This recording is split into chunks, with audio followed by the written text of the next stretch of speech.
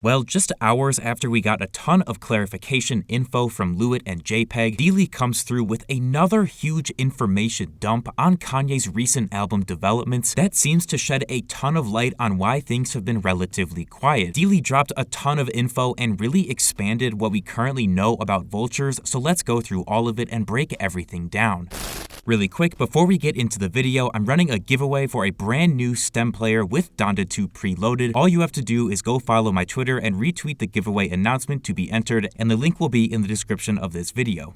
Alright, on the topic of the James Blake album, Deely said that it was 100% finished, including Always, aka Virgil's Funeral, and he also shared that he believes it's very likely that the project will release at some point. Along with those facts, Deely stated that the James Blake and No ID project also includes songs with Ty Dolla $ign, which I think is not a surprise at all, considering Kanye's late 2023 activities. When asked about the iTunes Store January 19th release date, Deely noted that an album release on that day is pretty likely, meaning Kanye must be in the final stages of his developments. Deely did reveal, however, that Kanye has reworked verses from already known or leaked songs, except for Everybody, which Deely confirmed has not been altered, at least in regards to Kanye's verse. According to Deely, Everybody now has a much larger presence of drums on the last version of the song he heard, so it seems that one is getting some alterations.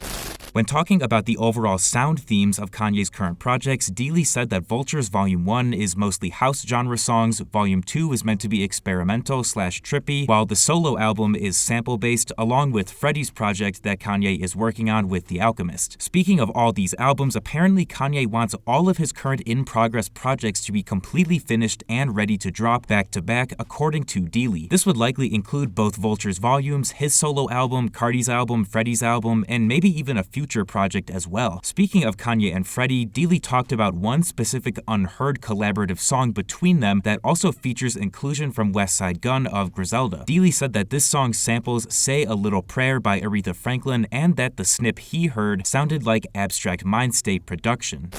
Apparently, based on what Deely knows, Playboi Carti has recorded for more songs than just Fuck Some, which I think was basically a given considering how closely he's been working with Kanye. Deely also noted that no songs from the original December 8th tracklist have been scrapped and that New Body specifically had not been changed, according to his source, who is an audio engineer that I suspect works for Kanye or somebody in Kanye's camp, obviously.